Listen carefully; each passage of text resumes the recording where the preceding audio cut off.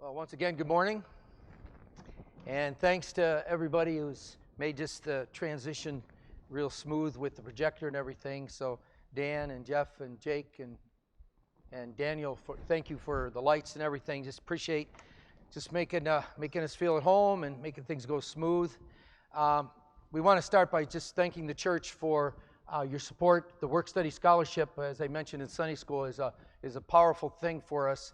There's no way I could take enough time to thank you for it, but it enables our students to work and to earn money for their room, board, and tuition. And the extra blessing was our students haven't been able to leave campus for a long time. Well, they have, but during that first year, it was very difficult. So thank you very much. And I'd just like to have a word of prayer before we start to move forward with our update. Well, Lord, thank you again for this opportunity to share, the privilege, the opportunity to share the Peru ministry. Thank you so much for that. Please continue to go before the folks here at Westwood Heights Baptist Church and their faithfulness to so many things, and I especially think of missions. We love you, Lord, and thank you for this time. In your Son's name, amen. Okay, some of this will be a repeat. Those of you that were in Sunday school, I'll try to keep those things a little bit briefer. But I wanted to give you a quick recap from last year at the seminary. So thinking back to, I think we'd say, let's go back to March of 2020.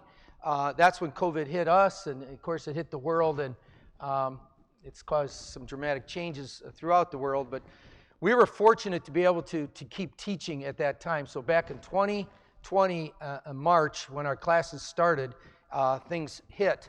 And our students were confined to the seminary grounds for all those months from March until October. It should have been March to December first week, but they cut back graduation from December, first week of December to October because our students stayed on campus and they were able to get more done because they went to school longer. And plus, everybody, I'm sure, was eager to get home at that time because they were not allowed to leave the campus.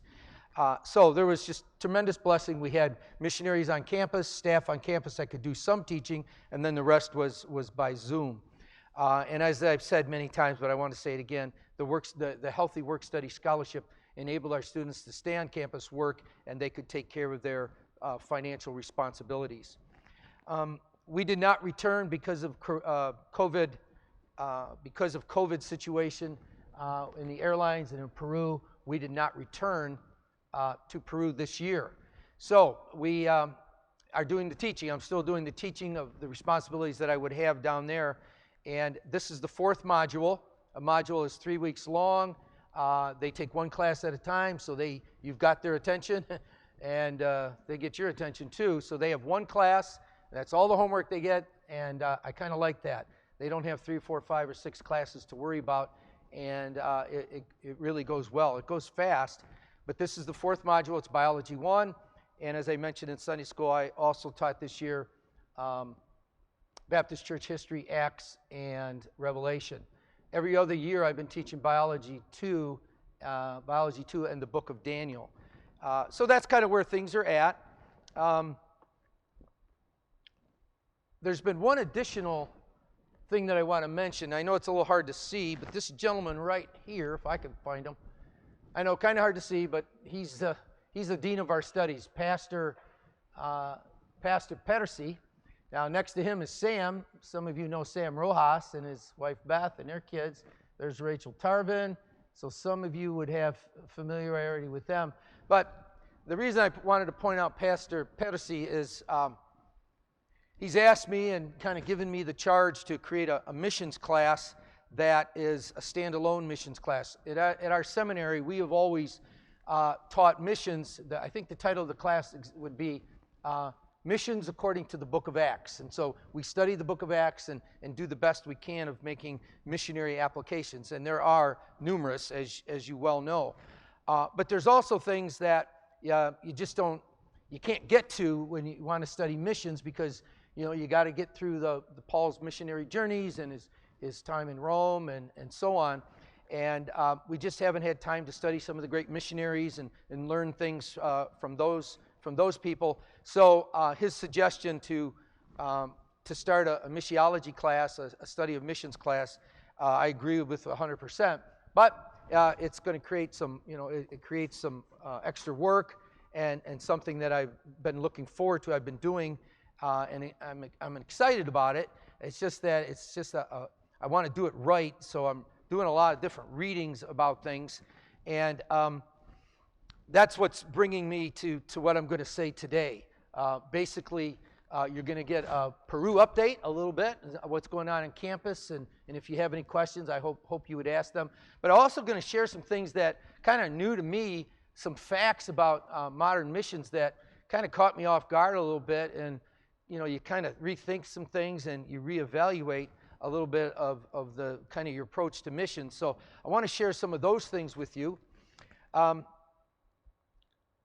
Then in doing that class, I have to, of course, I got to do it in English. I'm not proficient enough in Spanish to do that kind of thing. And so there's an individual, his name is Marco, and I shared quite a bit about him in the Sunday school, and I just want to show a quick picture of Marco. And I'm not going to say the whole long story about Marco, but the Lord's got a hold of that young man's heart. He's extremely bright. He preaches. He wants to serve the Lord. He's got the degree to become an attorney, a lawyer, but the Lord got a hold of his heart and brought him to our seminary, and we are absolutely blessed. And Wendy and I are absolutely double blessed. He's a neat guy, and he's a hard worker, extremely conscientious, and loves the Lord. Now, as we move forward, I want to share some things about the book of Acts as we lead into talking about missions. And in Sunday school, we talked basically about Acts 20, 17 through 38. And I wanted to make the point about Paul, the pastor, because sometimes we think of him as Paul the evangelist, and he comes across a little bit on the hard side and maybe too bold. I'm not sure how he comes across in your opinion exactly, but he was just an outstanding evangelist, but he was also just an outstanding pastor. And we're going to, in this new class, I want to try to hit on things that our students may not be real familiar with out in the world of missions, and maybe kind of broaden their perspective and broaden their scope. At our seminary, we do a good job. I'm really, we'll say proud, that's not the good word, but I'm really feel blessed and fortunate to be a part of it. And we teach good doctrine. I mean, we have survey classes, we have systematic theology classes, we have evangelism and discipleship classes. But I really think the Lord prompted Pastor Percy at this time to create this missions class because, like I said, I think we're doing a good job. We're seeing churches started. Young men are going out and starting churches, and we're excited about that all throughout Peru. But I think we can be more intentional. I think we can be more proactive with this class on missions. And so it's got my attention. It's got my thought processes going. And I really am looking forward to putting this thing together and having them read about different missionaries and have them read about different places where there are unreached people groups and so on. This,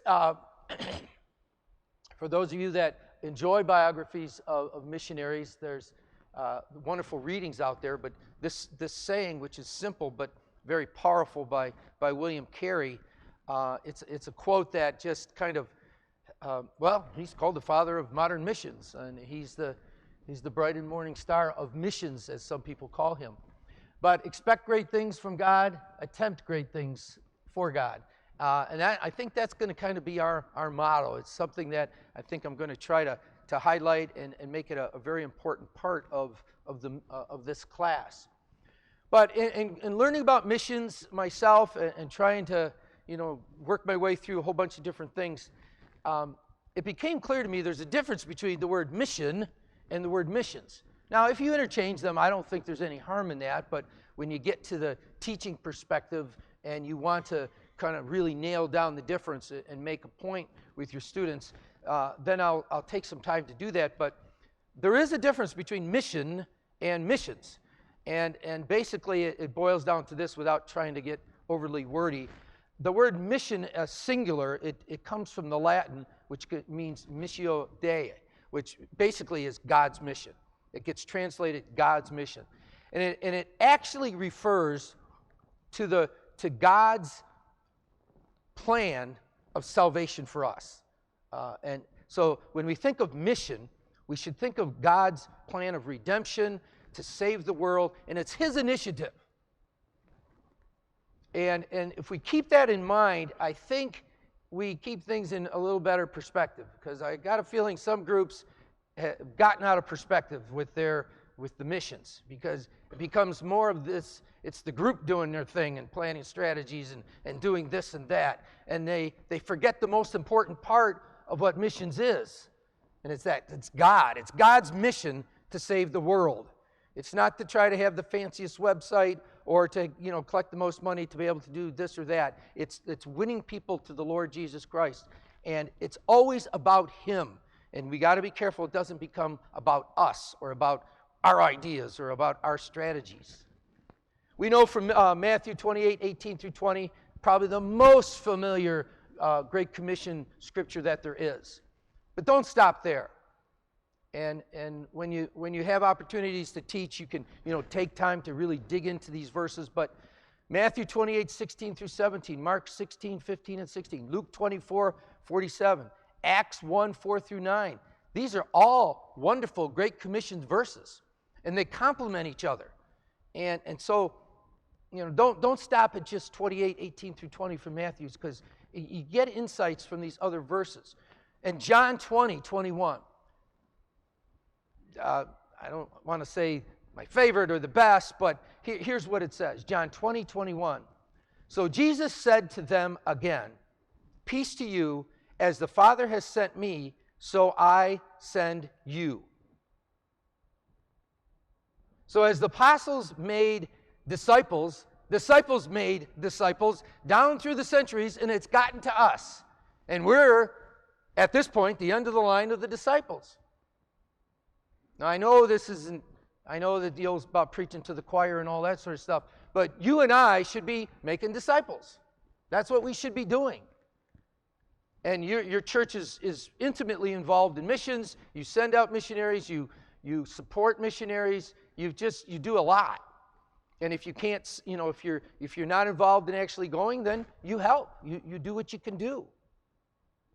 But we live in an exciting time with missions. You may want to say exciting and difficult time, or you may want to say exciting, difficult, and something else. That there may be other words, but it's an exciting time.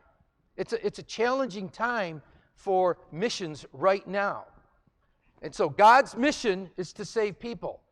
Missions with the S is what you and I can do. Whatever that role that God wants us to play, that's what we can do.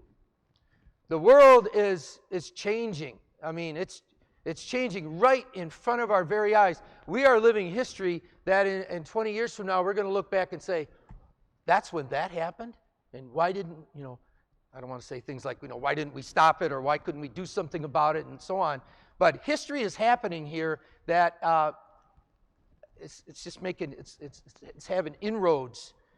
And we need to be diligent. We need to be diligent with what we can do for missions.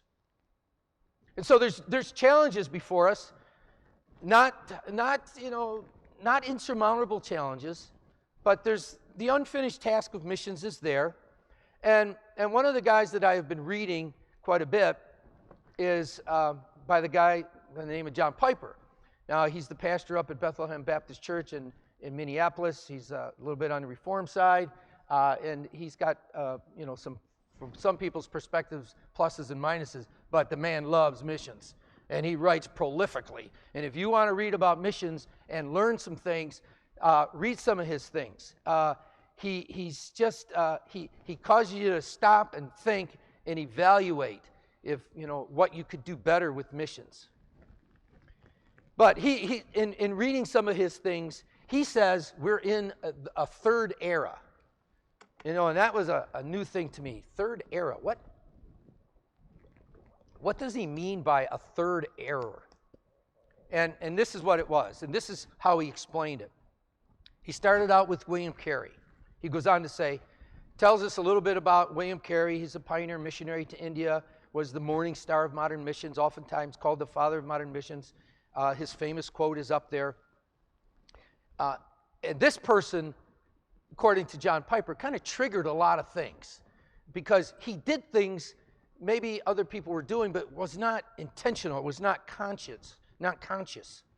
So there were other missionaries that came after William Carey, notably Hudson Taylor, missionary to China, David Livingstone, the trailblazing missionary to Africa, Adoniram Judson to Burma, Myanmar today. He was there for 40 years, that guy. He knew languages, Greek, Hebrew, and many other languages, translated the Bible into different dialects. So Piper's saying this, and he thought back to those missionaries, and he put this together. So from about 1793 to 1865, there was a missionary movement that was new to the world, at least new in the broad-based sense that people were consciously saying, let's do it this way, or let's go these places. And so the goal, whether it was the initial goal or whether we look back at it in history, the goal that was accomplished is that every coastland in the world was reached. You think of, the coastland of Africa and the coastland of South America. All the coastlands were reached with missions. There were missionaries there, evangelical missionaries, doing their missionary thing as best they could. Some did it better than others and so on. And so getting to the coastlands is John Piper's idea of the first era. So, the first order of business. Then in 1865, Hudson Taylor, kind of learning some things from William Carey, he started to move basically inward. And his goal, consciously or not, because other missionaries followed him, they went to all the geographic countries of the world were reached with the gospel, inland things. And that's where Baptist Mid-Missions gets its name from, the fact that it was it went to the mid-continents. Its goal was to go not to the coastlines, but to the middle. And Baptist Mid-Missions is pretty old, and really it's over 100 years old, and it was part of this. It was part of this thrust to not just take it to the coastlands, but to take it inland from there. And so in this second era, the inlands were reached. Now, then in 1934, a person by the name of Cameron Townsend, some of you may know, he was with Wycliffe, started Wycliffe Bible Translators, and all that they do, they've translated the Bible into so many different languages and dialects that it's extremely impressive. But this was the big change, according to Piper. And I could see what he's saying, and I want to get some other people's opinions on this too. But the change was, instead of trying to get to geographic areas, the coastland and the inland, we're going to get more intentional. We're going to look at things like, Revelation 5:9 and Revelation 7:9, where it talks about every tribe and tongue and people and nation stood before the throne of God and worshiped him. It wasn't everybody from Western Africa and everybody from Somalia. They started to think in terms of people groups. And that's not easy to define, and I'm not going to be able to do that. But the approach in the third era, which you and I are a part of, is to reach the people groups. There's, if you Google a thing called the Joshua Project, I just kind of got on that. It's an amazing thing. I mean, it's like endless information, but it's excitingly endless information that, I mentioned this. Our oldest daughter, April, she's a missionary to Costa Rica. And she gets excited about missions in her own her way. She's not real, she doesn't get up and rant and rave, but boy, she gets behind the scenes and she can get excited. And she was telling me she was a part of teaching this perspectives class in Costa Rica. And the perspectives class there was an opportunity to get business people to come in and kind of teach them about missions so that they can send their business partners overseas and spread the gospel message as they get involved. Costa Ricans can get into countries that Americans cannot. It's just a really interesting concept.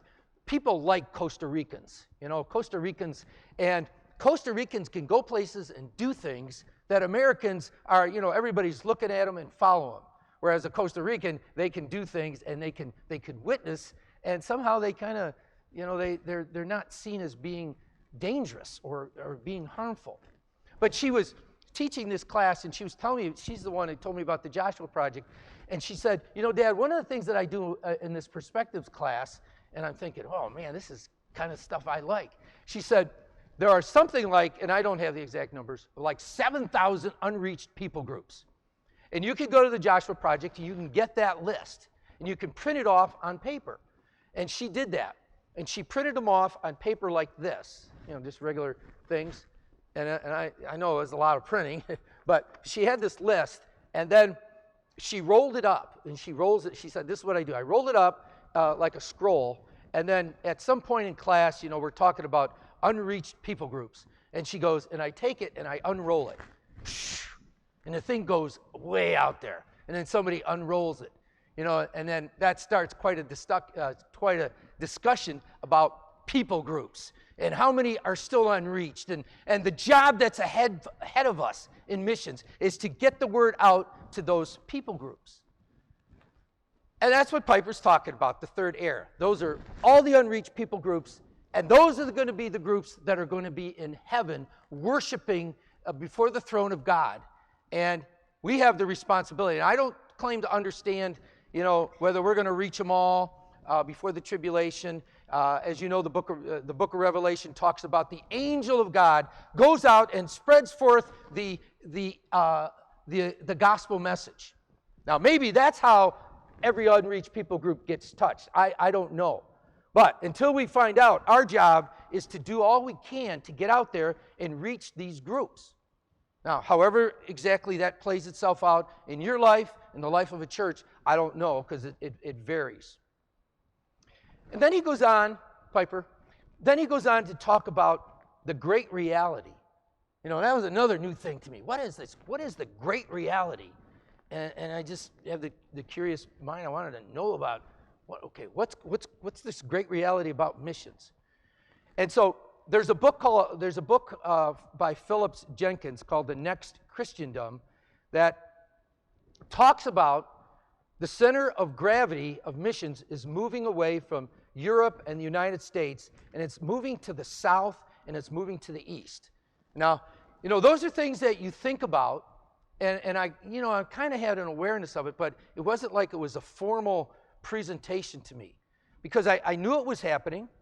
I knew the United States, and I knew Canada for sure. We used to live outside of Buffalo and close to Canada, so we know Canada a little bit. We're losing our oomph. We're losing our impact throughout the world. But anyways, places that were once considered mission fields, think about them. Africa, and some of you know the work that's going on in Africa, obviously. And they have become major missionary sending forces in the world. Most of the global church is now in the majority population. Latin America, Africa, and Asia, that is where most of the global church is, just numerically. I'm not saying, financially or anything like that. What was once an endeavor, and everybody used to say this, once was an endeavor largely from the west to the rest. That was a motto that you learned early on in missions.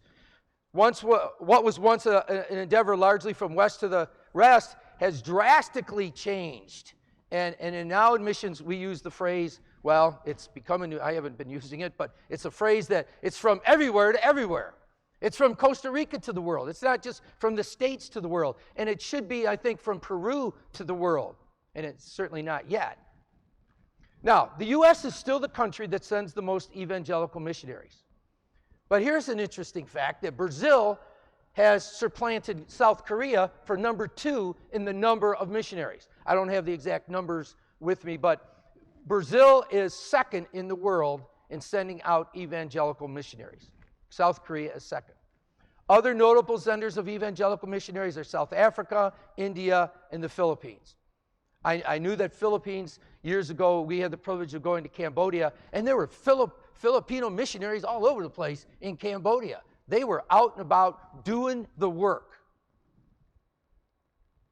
And so what we're finding out is, as these dynamics change, those of us that are involved in contemporary Christian missions, it's just, you need to be aware of that. We need to know that. Whether it's where your church focuses on sending people the 1040 window, or however. You got to be mindful of some of those things, because I think it can help you be more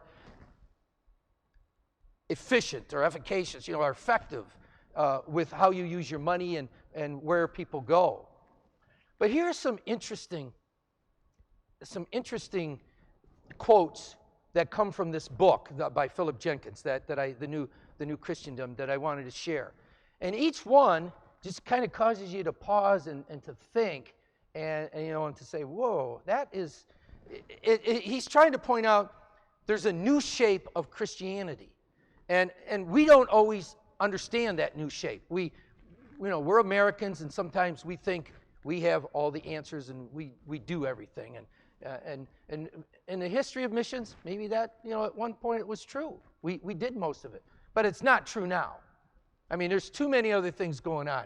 I've seen too many good churches, in the little hills of Peru that are preaching God's message and getting out into their community and going door to door. There are things going on that are just so neat to see.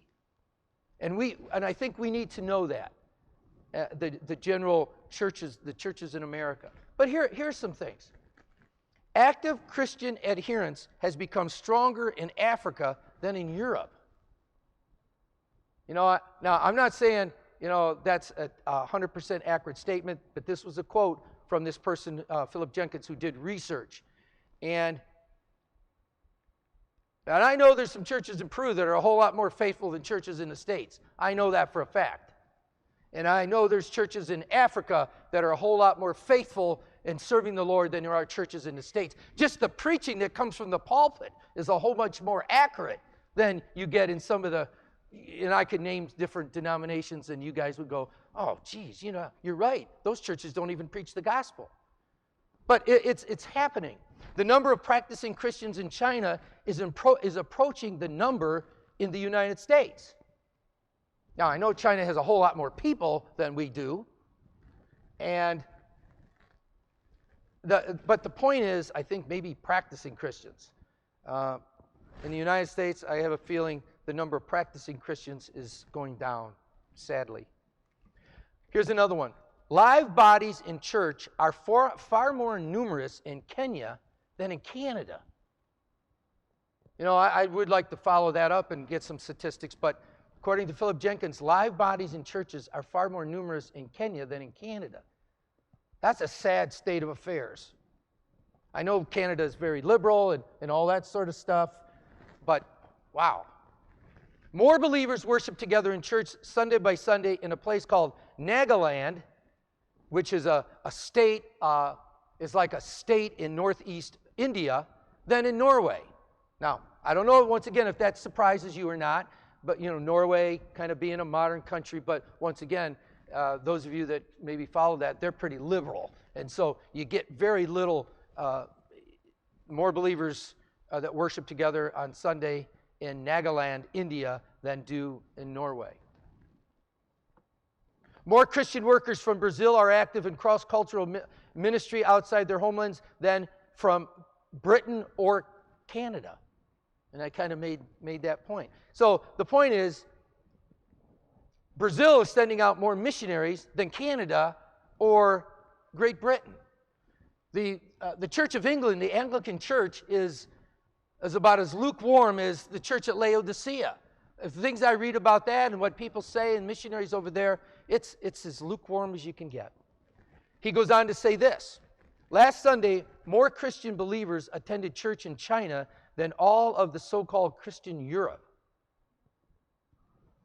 This past Sunday, more Anglicans attended church in each of Kenya, South Africa, Tanzania, and Uganda than did Anglicans in Britain and Canada. And the church, the government church of England is the Church of England. The church, there's another quote in here from Scotland. Here it is. Last Sunday, more Presbyterians were in church in Ghana. More Presbyterians were in church in Ghana than in Scotland. And Presbyterian is the state church of Scotland. It's like, it's hard to even fathom that. This past week in Great Britain, at least 15,000 Christian foreign missionaries were hard at work evangelizing the locals. This past week in Great Britain, at least 15,000 Christian foreign missionaries were hard at work evangelizing the locals. Most of these missionaries are from Africa and Asia, and they're going to Great Britain. In a word, the author says this: the Christian church has experienced a larger geographical redistribution in the last 50 years than in any other comparable period in the history, with the exception of the very earliest years when the church just started. And then just some final thoughts before we turn to Peru. What exactly all this means to missions remains to be seen. But we know that the United States is no longer the dynamic leading Christian nation it used to be. Maybe God has prepared the world for our decline by having others grow in their love and work for missions. I wish I knew the answer, but those are some of the things that are going on out there. Now, just some quick slides, and if you would like to ask questions about Peru, please do that. It'll just make it just a little bit smoother, a little bit better. But that's our congregation. Now, somebody noted apparently the young ladies are into the Mass and the guys aren't. So I don't know why that was like that, but it came out that way. But that's our student body. They like to dress up, the Peruvian students. They like to look sharp. They like to wear ties and dresses. This is our first-year students. One of the things that we were really, really concerned about was back in 2020, from March to October, our students were on campus and they studied, and it was great. And then they went home. They went home November, December, January, February, and then came back end of February, 1st of March. A little bit, about 2 months longer than they normally would have had for their break. We didn't know if we were going to get them back, because they went home and there was going to be a lot of pressure on them to stay home to help with the finances and to do this on they don't have big farms, but they have little, maybe like big gardens, but they needed to help around the house, so to speak. And so that was a big, big concern, and lots of prayer was lifted up. But we put some strategies, if you will, into play, and we tried to help them figure things out, and we got all our students back plus 6 students. And to us, I don't know how that comes across to you, but we're very excited to see that. Now, I passed around in Sunday school, and if some of you want to see this after, you're welcome, but we get updates from the embassy, the U.S. Embassy in Peru, and they tell us about this and that, and what are the new rules, and what the president said, and what we have to do, and that's what this says. Basically, it says Cusco ante la convención and Quispicanchi, different place. There's Urubamba, that's where we live. It's at a level, nivel means level, it's at an extreme level, and that's a dangerous thing. That's the government sees that as dangerous, and so they put all these different restrictions on you. And during those restrictions, some of the missionaries got really creative in some of the things they were doing. This shows, I know it's hard to see, but we'll make the point. There's Rachel, and our students were out and about doing things, and they were passing out food, passing out tracts. They were witnessing with their masks on, and we weren't there at the time, we weren't there, but we got many reports of people coming to know the Lord as personal Savior, and it was exciting for our students to be a part of that. They were able to slip out, different times, not go real far. I hope they weren't bending the rules, but they did get out a little bit with the food distribution. Pardon? Okay, Pastor Sam. Yeah, there's a little better picture of Sam Rojas, that some of you know. Not a whole lot better, but there's Pastor Sam out working.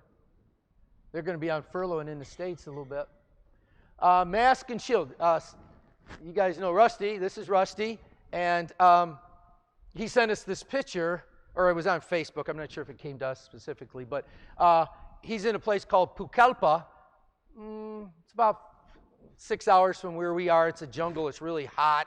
And Rusty was telling us they have to wear it to get into the grocery store. This was about 2.5, 3 weeks ago, so it could have changed. But they had to wear a mask and, of course, the shield. This is what we talked about, getting creative. And This is where Tim and Barb Watley are. This is Rolando Aris in a place called Kiteni. And Rolando works with Tim and Barb, and they have a joint ministry.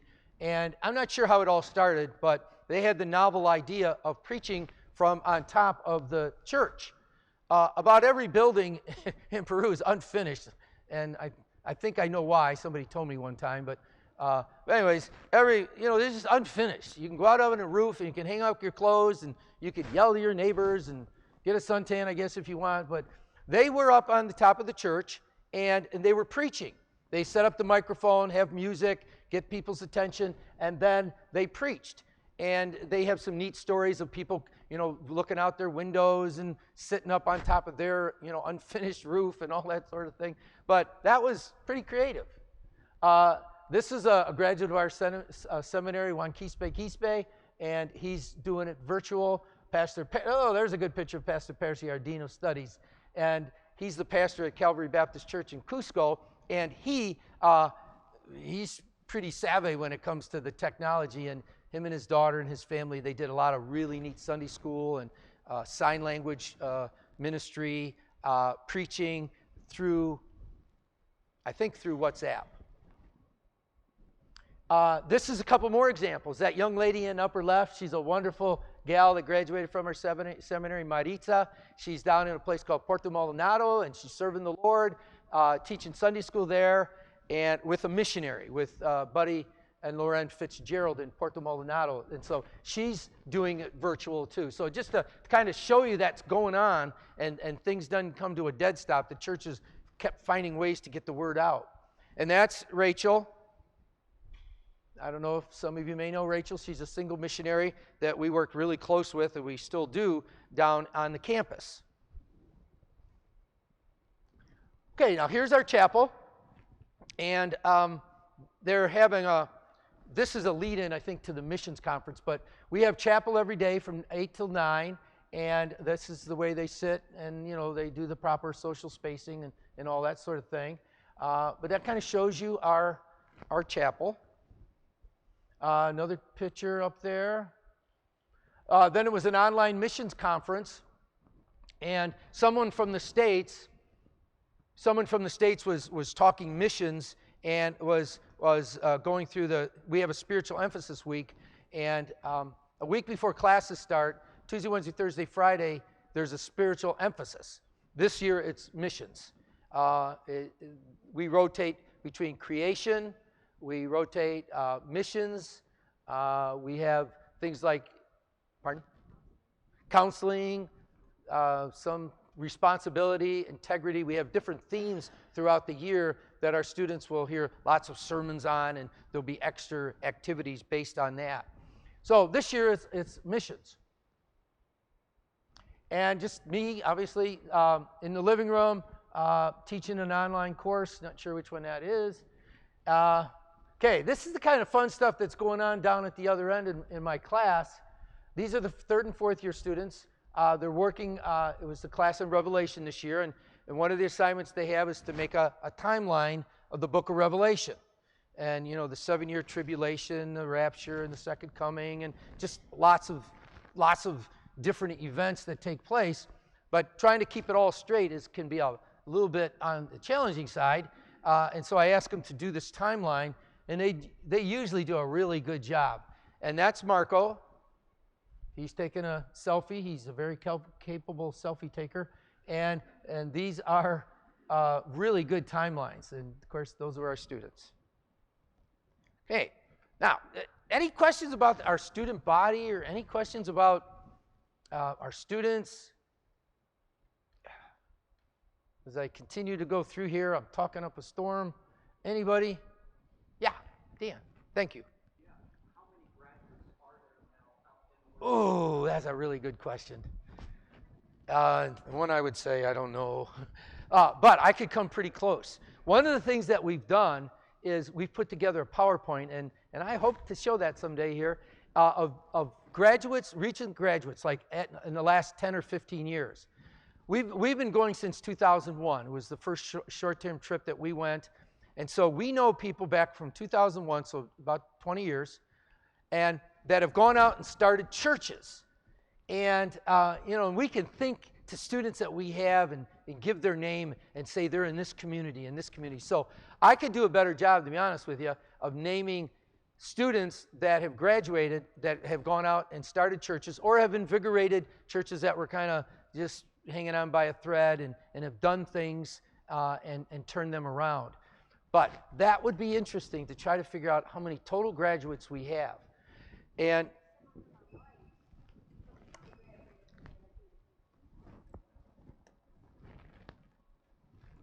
now, we didn't plan this, but your question kind of leads into the history of the seminary just a little bit. The seminary started in the early 90s, and it was a Quechua-only seminary. And it was a one-year Bible certificate. Now, Quechua is a whole different language. I can get by with Spanish. I can't talk fast like this in Spanish, but I can do pretty good in Spanish, but I can do kind of like nil in Quechua. Quechua is like Aliamchu and Aliami. It's a different, it's not a Latin-based language. It's just difficult. And in our missionaries, the good one, like Ken Lovell and Tim, and those people all have a hard time with Quechua. It's not easy. But here's the point. The Incas, the indigenous people, indigenous people of South America, kind of like you think of indigenous Indians, the Cherokees and so on in the States. The Incas were, when the Spanish came over, they just wiped out the Incas. I mean, they took the gold, took the money, ran, and they wiped out almost all the Incas. Now, don't necessarily feel sorry for the Incas, because the Incas wiped out a couple smaller indigenous peoples too. They were really fierce warriors. But they couldn't fight against, the Spaniards with their horses and the weapons they had. But anyways, the Incas, when they were close to getting wiped out, some of them took off. Literally, they headed to the hills. They went to the mountains. And they developed a culture up there that's what we call the Quechua people. Quechua are people who live in the mountains, and were the ones that, over the years, about 50 years ago in Peru, they started to come out of the mountains and, integrate into society. But they were the ones that were also given the phony money and taken advantage of, and because they just don't understand things. And missionaries, in particular, one missionary, Tim Watley's dad, Roberto, he really had the foresight. He bought property on the outskirts of Urubamba and started a seminary. And the Quechua people had, I don't want to exactly how to say it, but they have an innate interest in things of God. I think because they were, all these sun gods and everything, they were exposed to it, and so a lot of them wanted to learn about the real God, and they did. And so our seminary started for them. The descendants of the Incas, a one-year Bible certificate became a two-year Bible certificate somewhere around late 90s into the early 2000s. It kind of switched from Quechua, 50-50, Spanish, and then somewhere around 2007, 2008, no more Quechua, spoke at or taught at the seminary, and now it's all Spanish. Most of our students are still Quechua. They have Quechua backgrounds, and they're bilingual in Quechua, but we don't teach in it, because I know this may not sound like a good thing, but if they're going to function in the Peruvian culture, knowing Spanish is pretty important, and so that they do that. So our seminary, a little history of it there, and now it's all Spanish. It's a 4-year degree.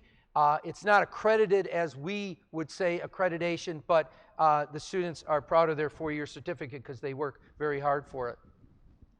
These are thank yous, and some of these thank yous are to you because of your support of the Work Study Scholarship. We tell people down there that there are people in the States who enable you to work, and that's where the money comes from. Sometimes it's churches, sometimes it's individuals, and they just go like, they have a hard time really grasping that you mean somebody gave, like $20,000 for the dorm, and you tell them how many soles that is, it's like, it doesn't register. But they sent thank yous to you, those that are supporting the Work Study Scholarship, and we could translate those for you sometime if you really want to, but they are very appreciative. This just shows some of the work going on the students did. That shows the second floor of the dorm. This shows just more work. This shows more work up on the second floor of the dorm. Another shot.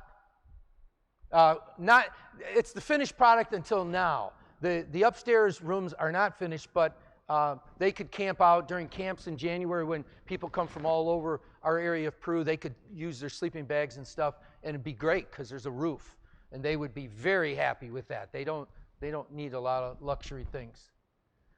This just shows more students doing things on campus. This is the little apartment that we live in. Our little door would be right there. When we're not there, it gets used by all kinds of visiting people, and we're happy about that.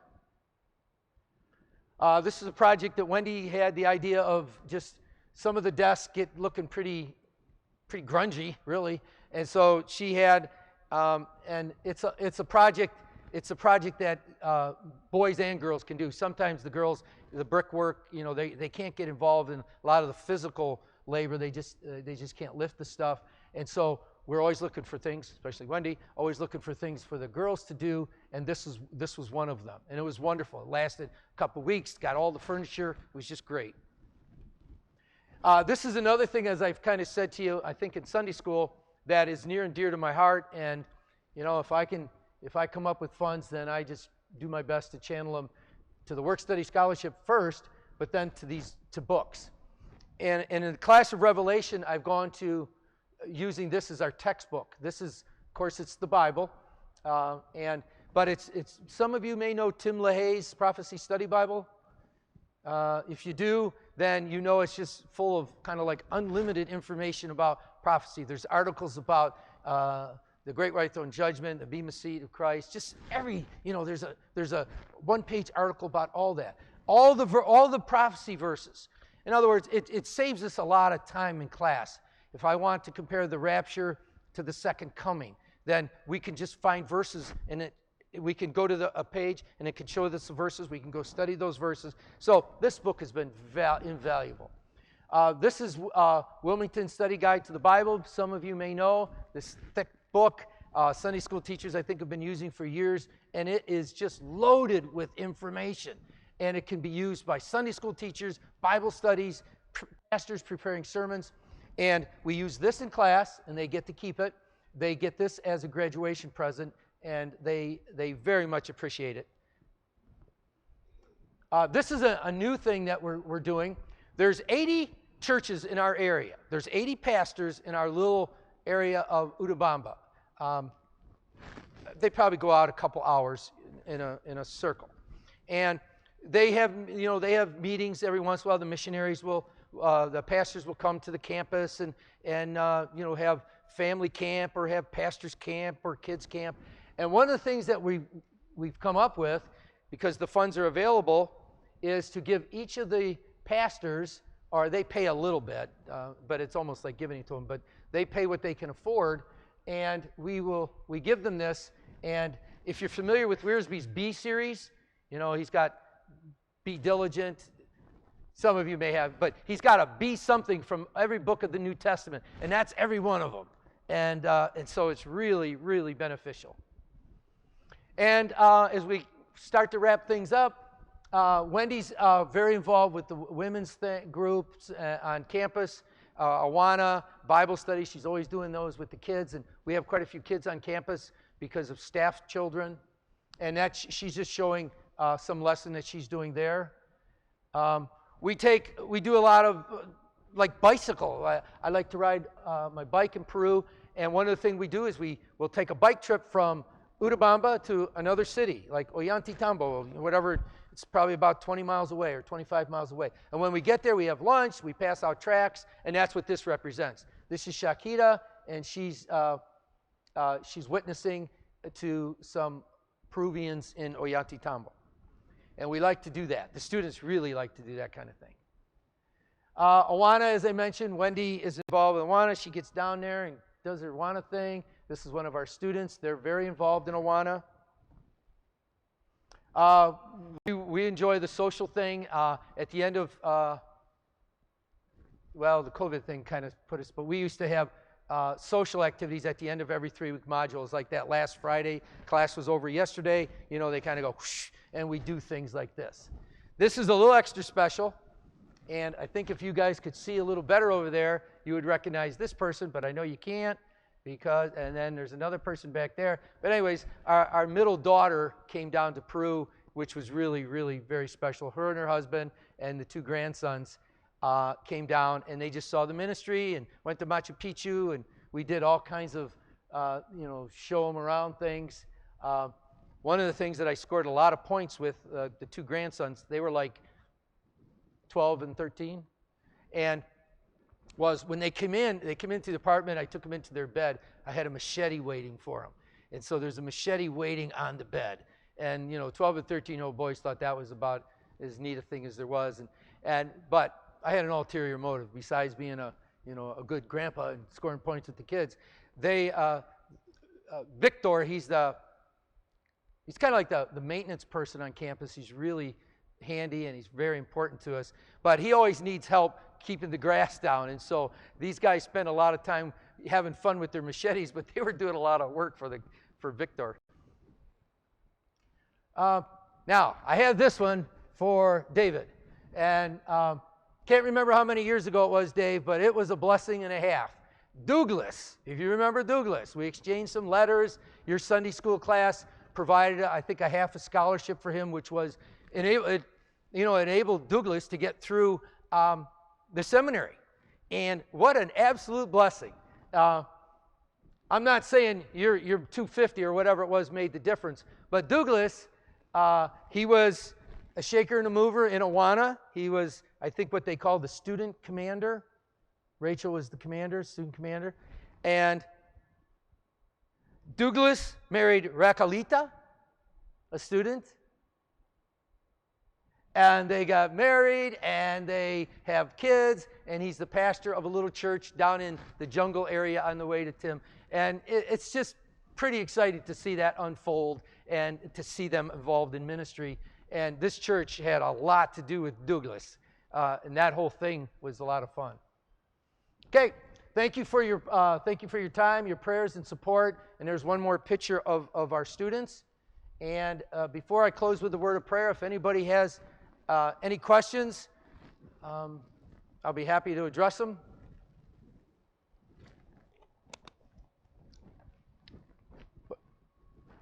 Thanks so much for your time and listening. I hope it was the update that you were expecting, and it was a little selfish. I really enjoyed sharing with you about missions. It was really more for my benefit than yours probably, but missions is changing. And it's going a different direction. Now, what that means, I don't know exactly. I just know we got to keep getting the Word of God out there, and we've got to be mindful of the dynamics that are changed so that we can just be more effective for the Lord. Let's pray.